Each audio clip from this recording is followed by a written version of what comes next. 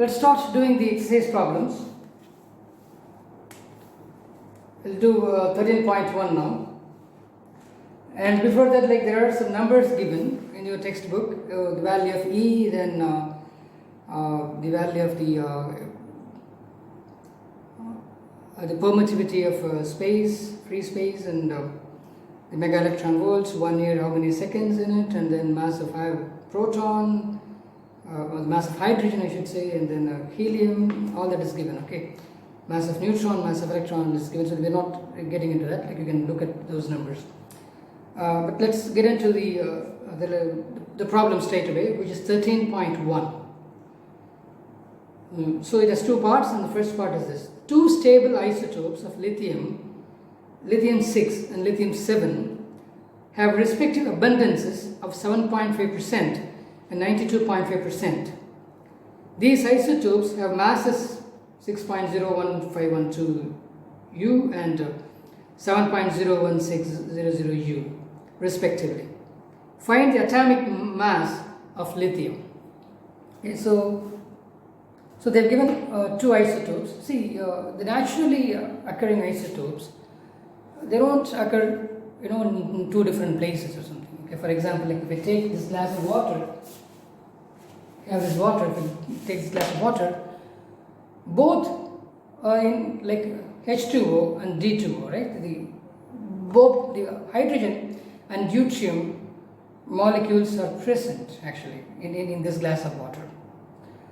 But the amount of hydrogen is proportional to the amount of hydrogen which is available which is the same. The amount of hydrogen which is present here, the percentage, is the same as the amount of hydrogen present outside, and the amount of deuterium is the percentage is equal to the percentage of deuterium outside too. So whatever is percentage outside would be here. So if you have 100%, if you take all the hydrogen and deuterium atoms, then whatever relative abundance which is available outside would be here.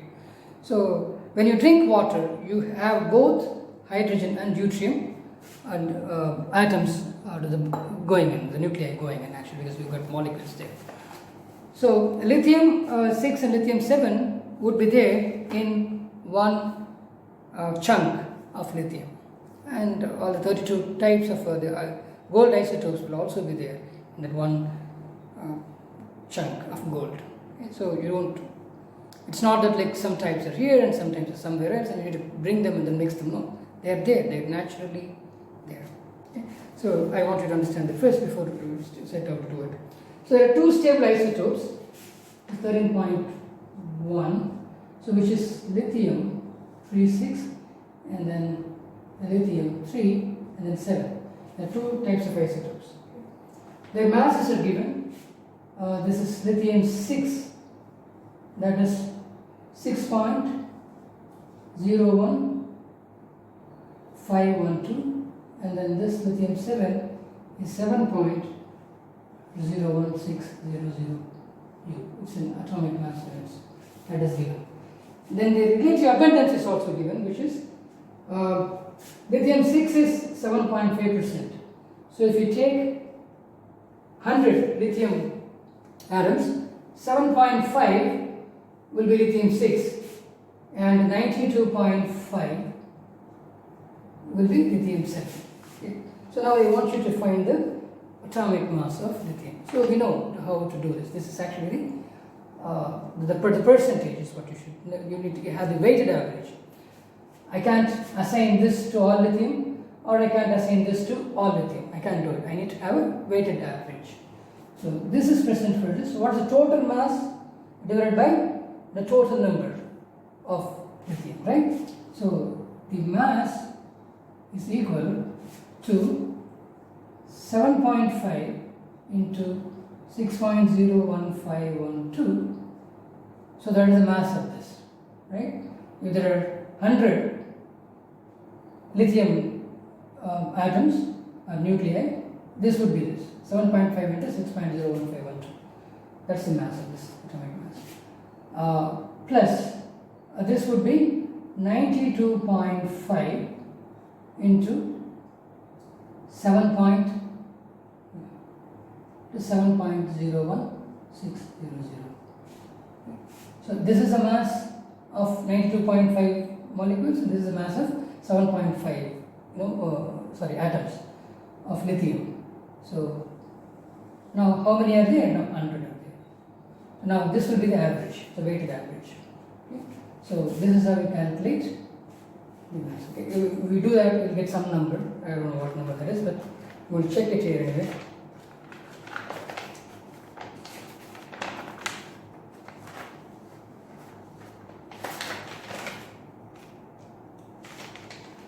So it is 6.941 atomic mass units. So that's going to be the answer for that. Okay, so I hope you understand this.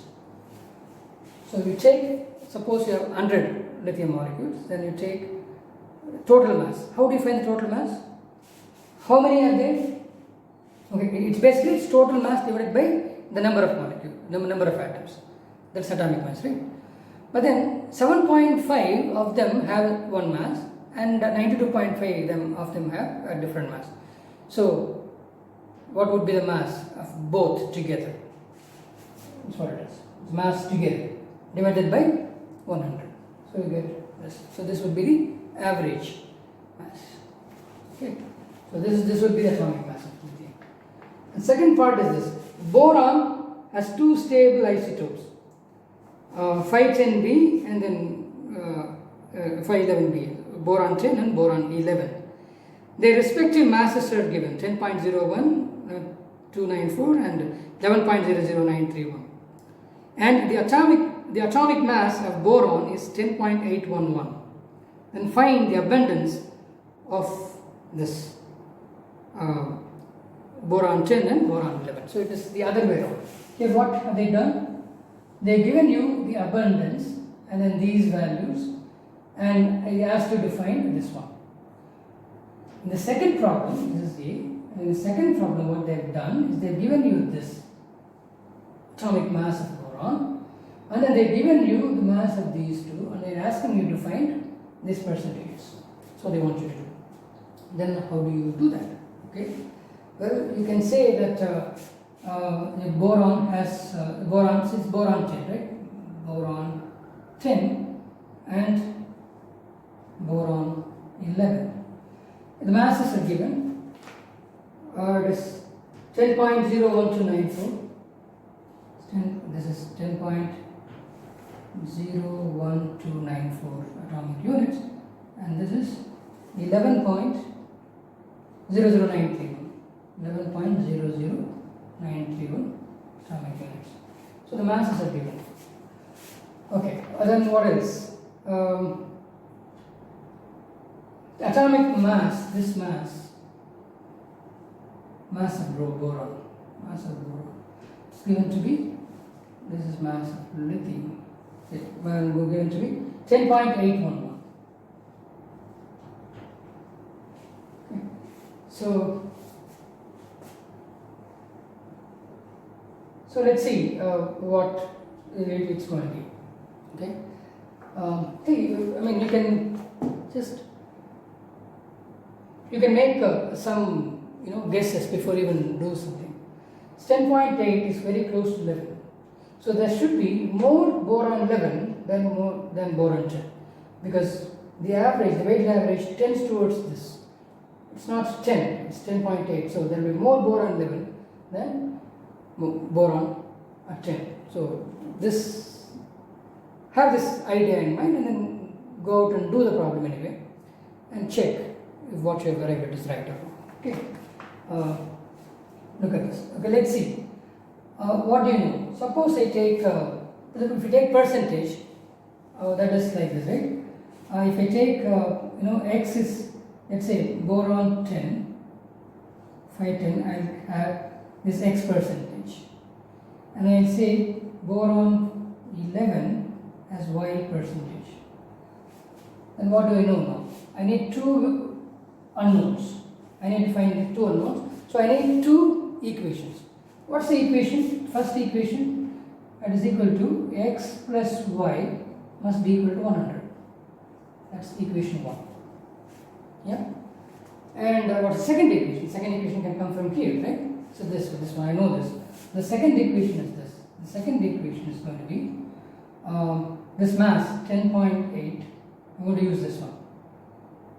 What is that? First of all, so mass of boron is equal to X of boron 10 plus Y of boron 11 divided by 100. Yeah, that's the mass in this equation. So use that. I'm going to get, this is 10.811 811 equal to X into, what is B10? This is 10.13, let's say. 10.13 plus Y into 11, okay, 0.00 or 0.1 or something, whatever you want to do, okay, and that divided by 100. So you know what is here, so you get 10.13x plus 11.01y equals, it's going to be 1081.1. So it's equation 2. So this is equation 2, that's equation 1. So you solve for x and y, then you will get the percentages. So if you solve these two equations, equation 1 like you will do, there are two unknowns, two equations, simultaneous equations. So you solve them, then I think you get this value. I go with what is in your textbook. I have not checked it, but it should be fine. So your x should be boron. This should be 19.9, and then this should be 80.1. As we saw, there should be more of 11 than of 10. So that's why the mass is shifting towards 11. I hope you understand. Problem 13.2 is also similar. It says the three stable isotopes of neon, neon 20, neon 21 and neon 22 have respective abundances of 90.5 and 0.27 and 9.22%. The atomic masses of the three isotopes are given 19.99, 20.99 and 21.99 atomic mass units respectively. Obtain the average atomic mass of neon. Same thing. 13.2. So you have neon 20 and then neon 21 and then neon 22. So this abundance is 90.51%. So 90.51%. So if I take a certain volume of neon, then 90.5% of that volume would have only neon 10. And neon 21 will have only 0.27, very small. 0.27%, and then the remaining, so that's neon 22 will have 9.22%. 9.22%. And they've given you the atomic masses. This is 19.99 U, this is 20.99 U, and this is 21.99 U. Okay. So now obtain the average atomic mass. So again, as I said, like you are going to take 100 of them and then find the mass of each, sum it all up, so it will give the total mass of this mixture. Divide that by 100, then you are going to get the average mass. So the mass of neon is equal to this one. So 90.51 into 19.99 plus 0.27 into 20.99, so that's the mass of this, plus 9.22 into 21.99, that's the mass of this. this portion mass, this portion, that's going to be the total mass now. So that divided by, how many are there? 100. 90.5, 0.27, add them all together, then you should get 100. Okay, so then this should give you some number. I don't know the number, and as per your textbook, it is 20.18 U. It's 20.18 mass unit. Okay. So that makes sense. Why? You notice that 90% of the neon is neon 20. So you should get somewhere close to this. You only have about 10% which is not 20. So you see, then you should be tending towards 20 than 21 or 22. Okay, so makes sense. Now 13.3. Obtain the binding energy in mega electron volt of a nitrogen nucleus N14. Given mass of this nucleus is 7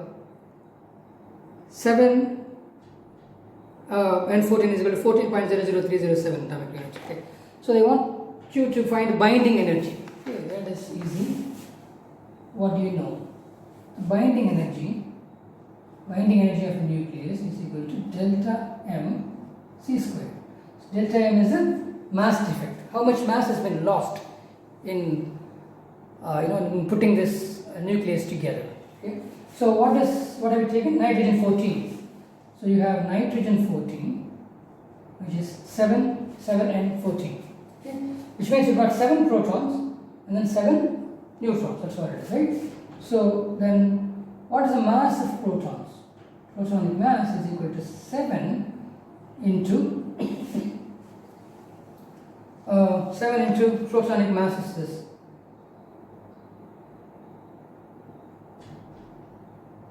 Okay, 1.00727 unit, right? That's mass of proton.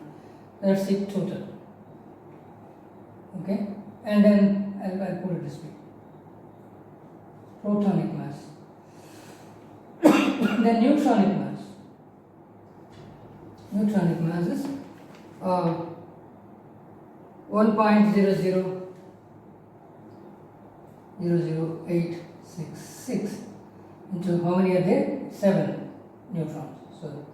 So many. So you can sum this all, both of these, then you will get some number. So this is a mass. Okay, this is a calculated mass. Okay, that is what it is. Okay, this is for proton and this is for neutron. Or I should put small n. Okay, and then put small p. Okay, so this is what it is. So mx is equal to protonic mass plus neutronic mass. Okay, we'll get some number for this. Okay, and that number will be greater than the mass number of neutron for mass number of nitrogen. Why? Because you brought them together, so when they bind, then they lose an amount of mass. So the resulting mass will be less than the masses that came together to produce the nucleus. So that is given to be 14.00307 here. So this is mass of nitrogen is 14.00307 atomic mass unit, and this will certainly be more than that. Okay, so what is your delta m? Your delta m is going to be this mx that you calculate minus this mn. That should, this is the actual mass, and this is the mass of the protons and neutrons which came together to do it. So this is delta m. So the binding energy, so this mass is what is lost. So that is going to be equal to this delta m into c squared. If you do that, then we are going to get the binding energy in joules. Then convert that joule, the energy, into mega electron volt. So that's all. It's not a very difficult problem to do. It's very easy one to do. So that is 13.3. I hope you understand how we have done it. So what we have done, we've taken nitrogen 14, which means that there are 7 protons and then 7 neutrons. So you calculate their individual masses together. Okay, we'll do that, and you'll get some number. But that number is going to be greater than the nuclear mass of nitrogen, because when they came together, they lost a certain amount of mass through that binding, which went off as energy. So the amount of energy that went off, or the binding energy, is equal to delta M, which is the mass defect. The mass that you expect to have, the mass that you actually have, is mass defect into c squared. So it's very simple to do. And I think if you do that, you are going to get 104.7 mega electron volt. Just put the numbers properly, then this would be 104.7 mega electron volt. That's how we do this problem. 13.4 is something similar. 13.4, given obtain the binding energy of the nuclei iron 56 and bismuth 209 in units of mega electron volts from the following data. Mass of iron is given, and then mass of bismuth 209 is also given. So it's something same, right? First of all, iron. So Fe 56, this is 26. Okay, and then bismuth 83 and 209. Bismuth 83, 209. Let's see. Okay, so if you take iron, what have we got? We got 26 protons plus 30 neutrons from this. And here, bismuth equal to 83 protons plus how many? 126 neutrons. Okay, this is what it is. Now, what else is given? The mass of iron is given. The mass of iron, Fe 2656, mass of iron is given to be 55.934939. 55.934939 atomic mass units. And then bismuth is 208.980388. So 208.980388. 980388. So this is mass of bismuth. Let's give it. You know how to do this. So first you have to take this MFE, mass of this, right? MX. You need to find the mass defect. So for that, you need to find theoretical mass of iron is equal to this 26 into mass of proton plus 30 into mass of neutron. So you get some number. Okay? You get that number. And once then what would you do? Then you're going to have delta M. So delta M is going to be equal to, this is going to be greater than this anyway. So mass of iron minus mass of Fe 56 as given. So 58.93. Okay. And binding energy is simply this delta M into C square. You're going to do the same thing here too. Okay, so you got this. So then mass of bismuth, the theoretical mass calculated, is going to be equal to 83 into mass of proton plus 126 into mass of neutron. Okay. You're going to get something like that.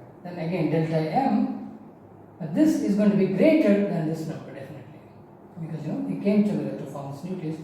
So this mass is going to be greater. So delta M is going to be equal to mass bismuth that you have calculated here minus this mass of bismuth that you got here, 208.98. This is 208.98 and this is going to be 55.93. Then you get delta M, then binding energy for this is going to be equal to delta M into C square. So you do that, we are going to get it. So that is how you do this problem. So something similar to 13.3, no great shakes about it. And then 13.5, a given coin has a mass of 3 grams. Calculate the nuclear energy that would be required to separate all the neutrons and protons from each other. For simplicity, assume that the coin is entirely made of copper 63 atoms of mass 62.993 units. Okay.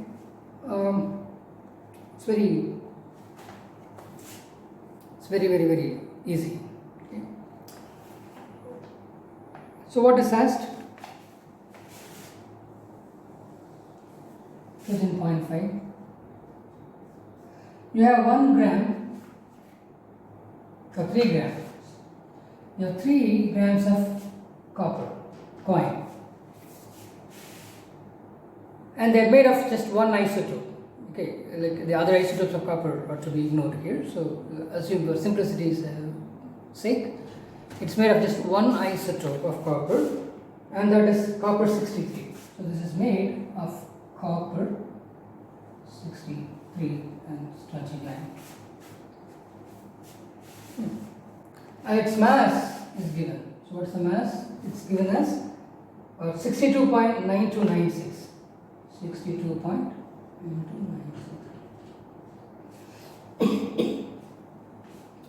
So this coin of 3 grams is made of this copper isotope, just one, the copper 63, and actually 63 is actually 62.92960 atomic mass units. Okay, so that's given. Now they want you to find the nuclear energy that would be required to separate all the neutrons and protons from each other. Well, if you can find the energy that you need to supply to separate the neutrons and protons of one atom, then you find how many atoms or how many nuclei are there in this 3 gram of copper. So multiply that with the energy per atom by the number of atoms to get the total energy you need to give to make this copper coin disappear as protons and neutrons. Okay, so we'll do that now. So for 1 copper, first let's get the binding energy required for 1 copper. So what is that? That's going to be equal to delta M and C squared, right? Okay, so what's the mass defect? So delta M is equal to the theoretical mass of copper minus whatever mass is given, 62.92960. So what is this mass of copper? It depends on the number of protons and neutrons, right? So this mass of copper, theoretical copper, keep using that word, phrase, this is equal to, so 29 protons you have into mass, 29 into mass of proton, plus then you get 34 mass of neutrons. Okay, so this will give you, these things came together to make this copper nucleus. So you find this mass. Certainly this mass is going to be greater than that mass. So find delta M. Once you find delta M, then what is the binding energy per nucleus? That is delta M C squared. So you find mass and then find delta M. Once you find delta M, multiply that by C squared, then you get the binding energy per nucleus. But then, how many nuclei are there? It depends on the mass, right? There are 3 grams. Okay, so what do you know? You know that 63 grams has 6.022 into 10 power 23 atoms and so many nuclei. So then 3 grams will have how many nuclei? Okay. So that's going to be 3 grams will have 6.022 into 10 power 23 by 63 into 3. So many nuclei. Okay, so this is some number. So this binding energy is for one nuclei, only one nucleus. Now you got so many nuclei. So take this binding energy, multiply that with this number, then you are going to get the total energy you require to separate this, separate protons and neutrons from this coil. See, when they got together, protons and neutrons got together, they gave out energy when they formed the nuclei. Now you are going to separate protons and neutrons. So what you need to do, you have to give the same amount of energy to it. I want you to understand this. When they got together, they released energy. Now they have formed these nuclei. But now you need to separate them. So you have to supply the energy that was released before. So you give that energy, then that energy will be converted into mass, so that whatever mass that was lost will be regained, and then the protons and neutrons will come out. So this is how we do this problem. Hope you understand. Let's do 13.6. Write the nuclear reaction equations for alpha decay of radium and alpha decay of plutonium and then phosphorus, bismuth, carbon and technetium, 4,3. Okay, so and then also electron capture of xenon. So these things we'll have to do. Okay, let's do that now. So first, this 13.6. First part is alpha decay of radium, 88,226. First one, alpha decay. So I got radium here. It's 88,226. So what is going to happen? So this is going to give alpha particles, which is helium nuclei. Okay, so and the helium nuclei goes away. I'll say helium is 2He4. That is gone. Then what are we going to get here? We're going to get. Okay, you're going to get 88, 2 gone. Then you must have 86. 86 plus 2 will be 88. And then 226, that is gone, 4 gone, so this should be 222. So this must be, 86 must be Radon. Okay, so it's Rn. So radium, after alpha decay, will become Radon. This is a daughter nucleus, it's a parent nucleus, and that's the alpha particle, gasometer. So this is how we do this. And then the second part. The second is alpha decay of plutonium, Pu242.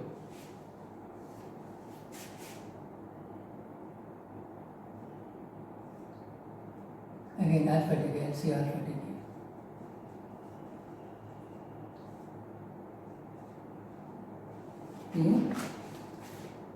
It's 94,242. 94,242. So again, alpha decay, alpha meaning helium nuclei, 2 and 4. 2 is gone, 94. So you must have 92 here. 92 plus 2 must be 94. And this is gone, this will be 238. So this must be uranium 92, 238. So this is plutonium decays into uranium 238 by emitting alpha particles. And then third is beta negative decay of phosphorus 32. So beta negative decay. So you know there are two beta decays possible, beta negative and beta positive. Okay. In beta negative you are emitting an electron, so that's why it's beta negative. So what have we got here? We got phosphorus 15 in 32. So what I'm going to get? I'm going to have electron. Okay. But then I told you that when electron is emitted, you are not going to just get electron alone, you are also going to get anti-neutrino. So this is going to be this one. You also get that. They will always occur in pair. So E, then anti-neutrino. Don't worry about this mass. This mass itself is negligible. I told you that this is even smaller, even lighter, much lighter than an electron. So it hardly interacts with any material, anything. So you can ignore this mass. If you can ignore this mass can be ignored here also. So what does this basically? This is actually -1, right? -1 is 0. And this is nothing. This is 0 and 0. It's like that. Okay, and so what do you get here? So -1 is gone, so this must be 15. So you must have 16 here. 16 minus 1 must be 15. Right? And then 32 should be here. So this must be sulfur. So remove this. Okay, so you get sulfur 32 and then electron and antineutrino. That's what we'll get here. Then number 4 is beta negative decay of bismuth. Number 4 is again beta negative decay of bismuth. Bismuth, you got to see it's 83 210.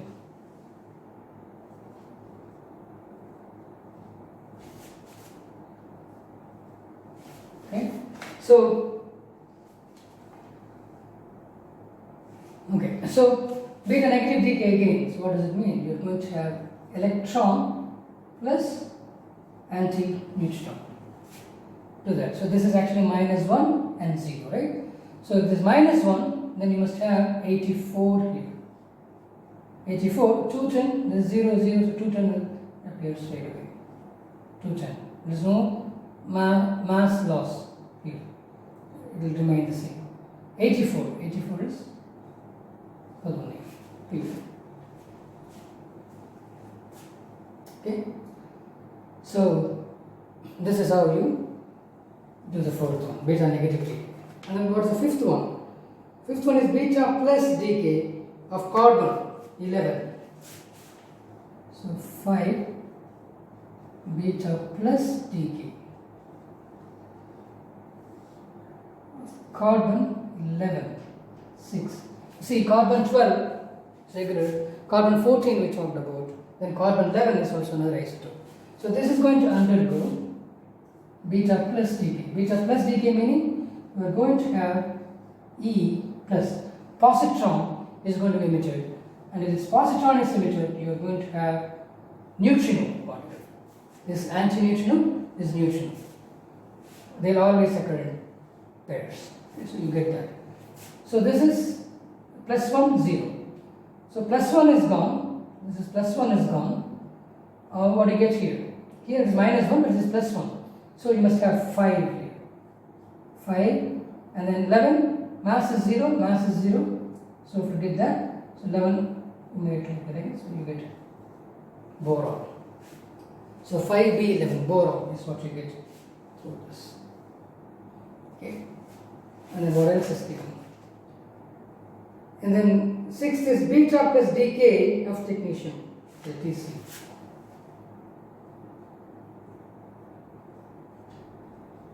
Beta plus decay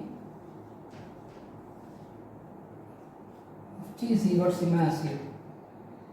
97, 43, 97. 43, 97. Again, what's happening here? A positron is emitted. And with that, clearly you will have a neutrino. They come in pairs all the time. So positron is 1, right? Like proton is 1, but proton will also have a mass, but here it doesn't have a mass. So it's going to be 1, 0. Okay, so 1 is gone, so you'll have 4, 2. 4, 2 and this 1. And 97 will be there. So 4, 2 is actually molybdenum, MO. So molybdenum and positron and neutron. So that's the beta plus decay of that. And next one is electron capture of xenon. The electron capture of xenon. So what happens is that an electron falls into the nucleus. Then what's going to happen? That's the question. Okay, so electron capture.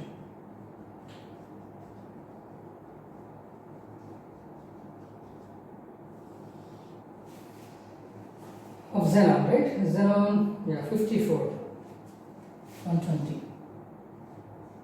Xenon, 54, 120. Then what I'm going to get now? So I'm going to have an electron capture, it's minus 1, 0, right? Okay. So that should give me, it should reduce this, right? So when an electron falls there, then it will convert, it will join with the proton, and then it will become what? It will become neutron basically. So basically what you have is this, a proton, an electron and then an antineutrino, they combine to become a neutron, right? So what happens is that here we are going to have 53, which is iodine, and the mass 120 will remain. But you see, so what it means is that a proton has been converted into a neutron. But what do you need for that? You need, for a proton, you need this. Okay, for a neutron, you get proton and then an electron and then an antineutrino. So all these three things become a neutron. You need to have that. So you got a neutron there, which means that there must be an a neutrino-antineutrino particle pair that should have been created. So the antineutrino would have been sucked by this, which means then a neutrino should be coming out. I hope you understand this. This alone is not sufficient. You also need antineutrino to convert a neutron, convert a proton into a neutron. You got a proton, you have an electron here, you have an electron here, you got it here, and you must also need an antineutrino to convert this. But then usually you don't, you take mass to do that, okay? Certain number of mass is done, okay? A certain number of energy is used to do this. Take the energy, convert the bit of energy into this one, and whenever there is one particle with energy, and there must be the anti-particle should be present. Okay, so I told you, when particle and anti-particle come together, then they will annihilate each other and they'll release energy. Okay, I told you, like if you find your anti-self, then don't shake hands because both of you will vanish. So if I have energy, then I can convert that energy into particles, right? Because when an electron falls, it will have energy. Because like at least kinetic energy is there, so it will fall. So they will combine with the proton, electron, and this energy that it carries, kind of it will become antineutrino and neutrino. So the antineutrino would be used to make neutron, and then the neutrino would come out. So that is what it is. Okay? I hope you understand this. Or at least understand that whenever there is an electron captured, then along with this idea, along with this element, the nucleus, you will also have a neutrino. Even if you don't understand any of what is said, whenever there is an electron captured, there will be a neutrino released. Okay? But my way of saying that is, electron falls, it carries energy. So it combines with proton, okay, and then it also has energy. So this energy that electron has gets converted into neutrino and antineutrino pair. The antineutrino would be used along with the proton and then the electron to make the neutron. The neutrino would be left alone, so that will fly away. So that's what you get here. Hope you understand. Okay, I am skipping problems involving half-life period and mean life period. So I move on to exercise problem 13.11. Obtain approximately the ratio of the nuclear radii of the gold isotope, gold 197, and the silver isotope, silver 107. So 13.11. So there are two isotopes given. One is gold 79 197, and then there is silver, which is 47 107. So they want you to find the ratio of the nuclear radii. So this will have a certain nuclear radius, and this will have a certain nuclear radius. This is R gold, and then I will call it as R silver, or you can say RAU, and R is RAG. Okay, so this is what is. So what is this radius basically? What is this? How do you find this radius? The radius, let's say RG, written as R0 into the mass number of gold to the power 1 by 3. Right? Okay. And what is this radius? Radius of silver is equal to same R0 into the mass number of silver 1 by 3. Okay.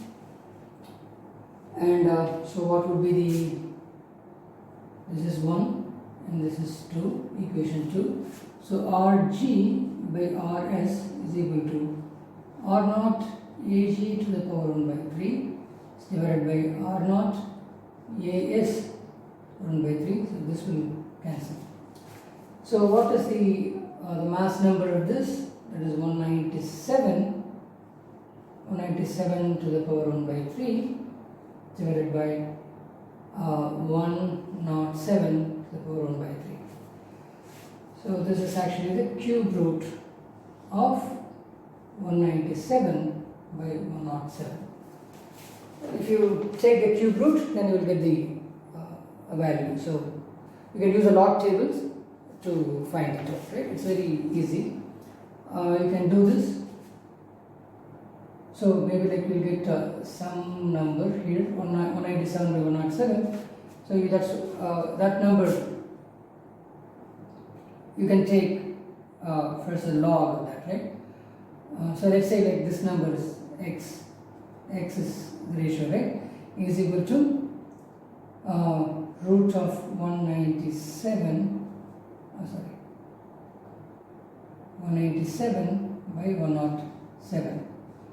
Okay, so the power 1 by 3. So if I take log x will be equal to 1 by 3 to log of 197 by 107. So once you get this number, okay, then you find the antilog, right? So the antilog would be this value. Get this number, and then if you want to find x, then it will be antilog of this. What is antilog? So 10 to the power, we would use the log 10 base, right? Log 10. So 10 to the power, this number. I call this number as y. So get this number, 10 to the power y. So that will get this value. So I think it will be somewhere around 1.2. Okay. So this is how you do this problem. It's a very simple problem, and do it like this. And 13.12, find the Q value, which is the energy, the mass energy equivalence value, the energy value, and the kinetic energy of the emitted alpha particle in the alpha decay of radium and radon. So there are two things given. So they want you to find the Q value and also the kinetic energy of the alpha particle. So there's an alpha decay that is taking place. Now you can find the total energy, that's a Q value, and you can find the kinetic energy of the alpha particle. We'll do it now.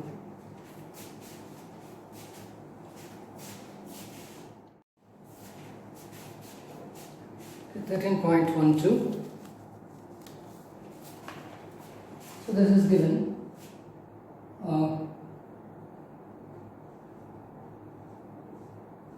13.12 is given. They given you mass of radon.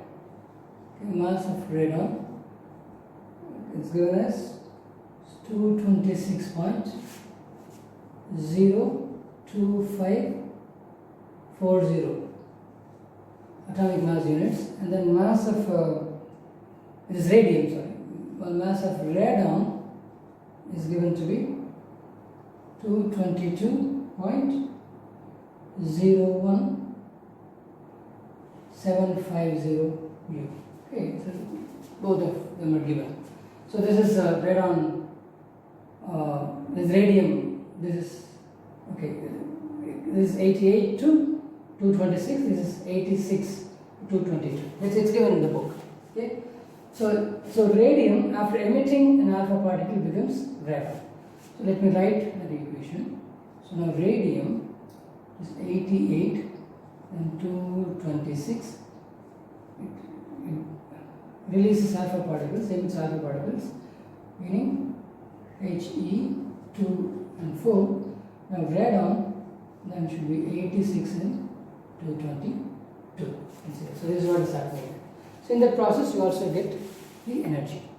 So how do you calculate the energy? Then it's very easy. First of all, you start with this mass, and you have this mass, these two masses. So if you add these two masses and if you compare that with this mass and see if there is a delta M, a mass defect, so that mass would have become energy, right? So that is what is happening. So you start with a higher mass, and the mass of the parent would be greater than the sum of the masses of the alpha particle and the daughter.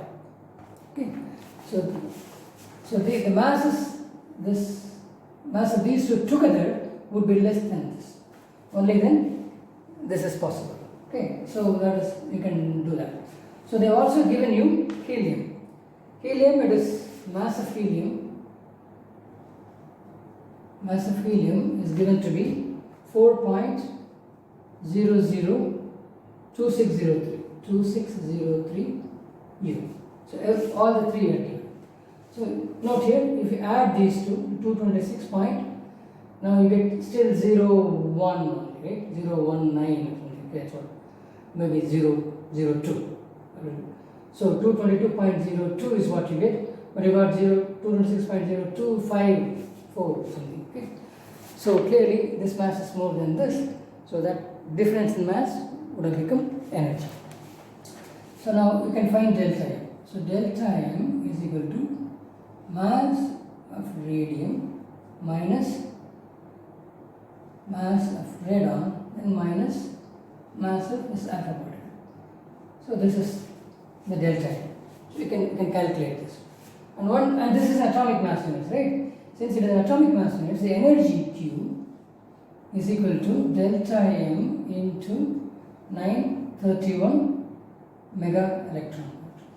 And if this was in kg, then you would multiply that with C squared.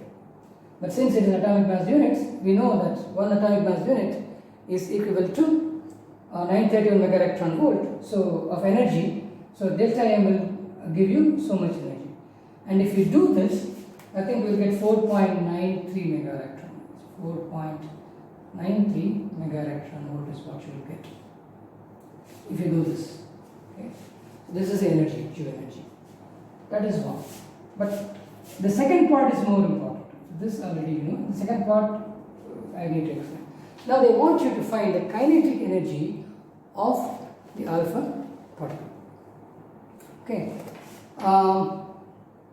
Think about it. First, you have this radium nucleus. Okay. So, this radium nucleus.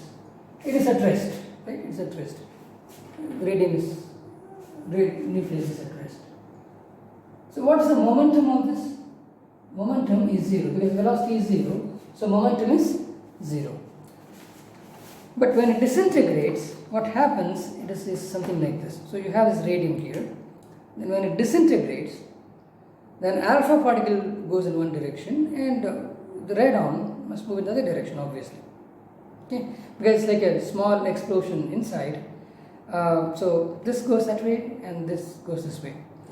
So the energy required to move this has to come from that loss of mass. So this will have kinetic energy and this will also have kinetic energy as they move.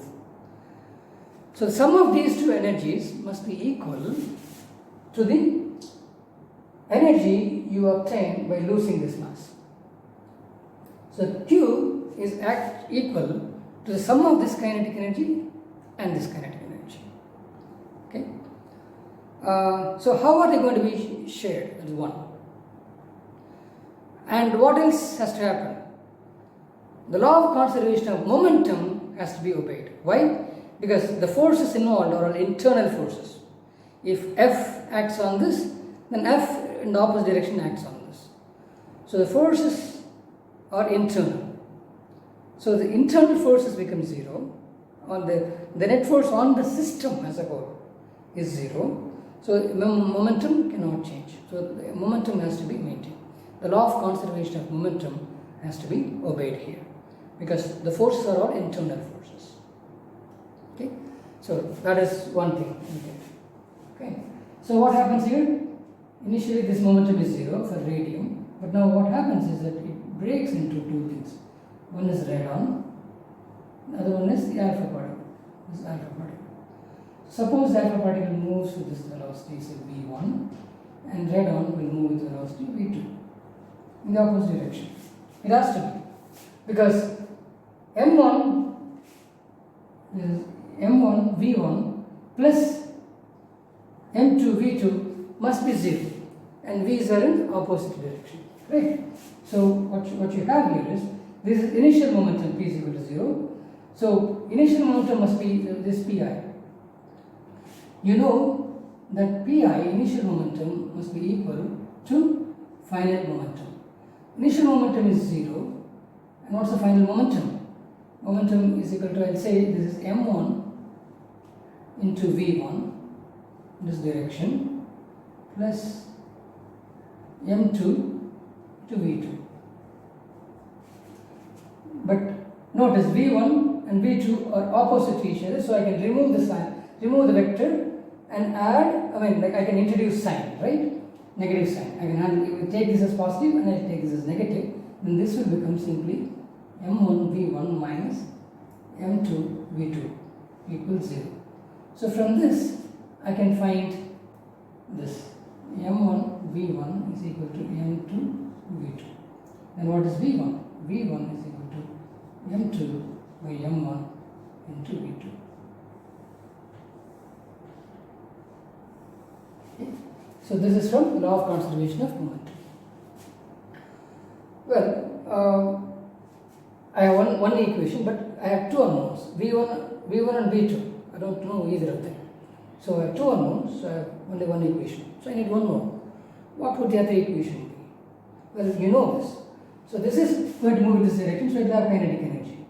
This will move in this direction, this also have kinetic energy. So sum of this kinetic energy must be equal to this energy.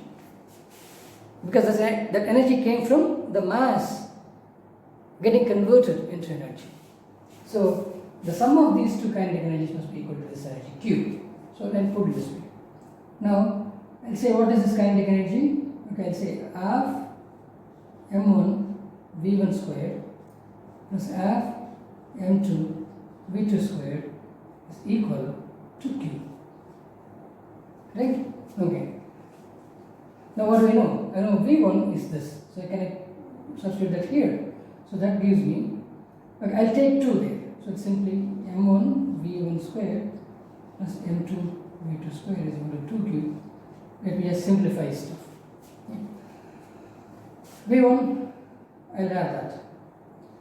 m1 into, this is v1 square, right? So m2 square by m1 square into v2 square plus m2 v2 square.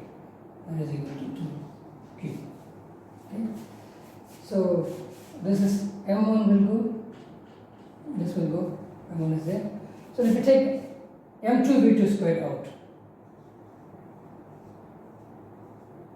if I take that out, okay, I'll take one m2 and v2 square is out. So this will give me m2 by m1 plus 1. That is equal to 2 cube. Okay. I can bring 2 back here. Okay. It's going to be half m2 v2 square equal to, I can take LCM here, the m1 plus m2 by m1 into cube. I brought 2 here. So this is half m2 v2 square is equal to q to m1 by m1 plus m2.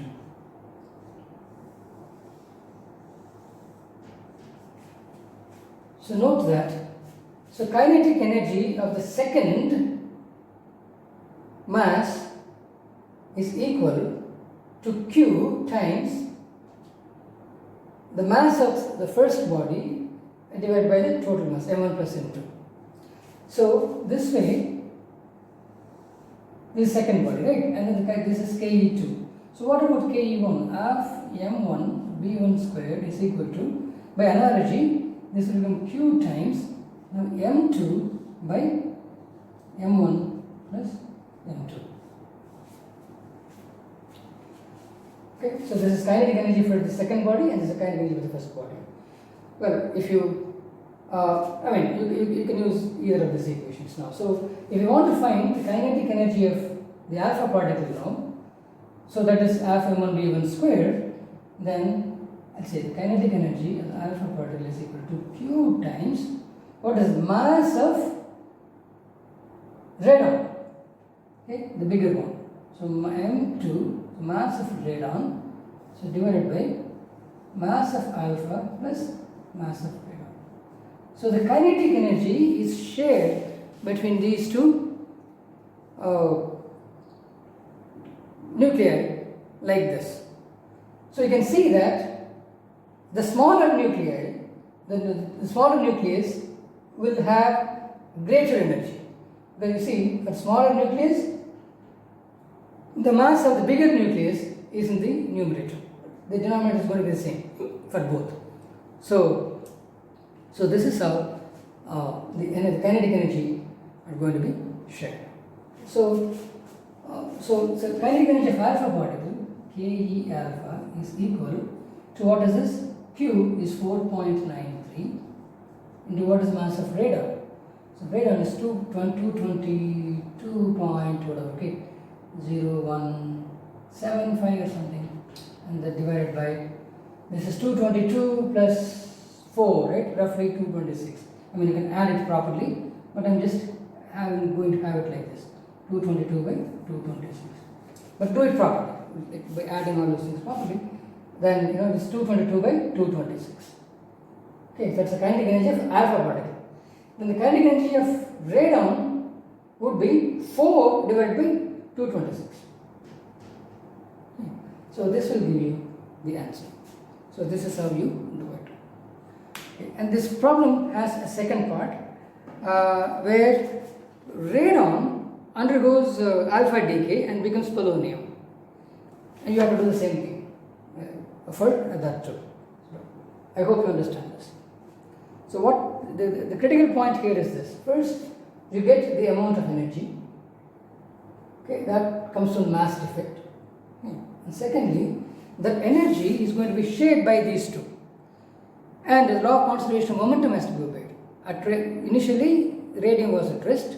Now, after disintegrating, it's more like a small explosion. One part goes that way, the other part goes this way.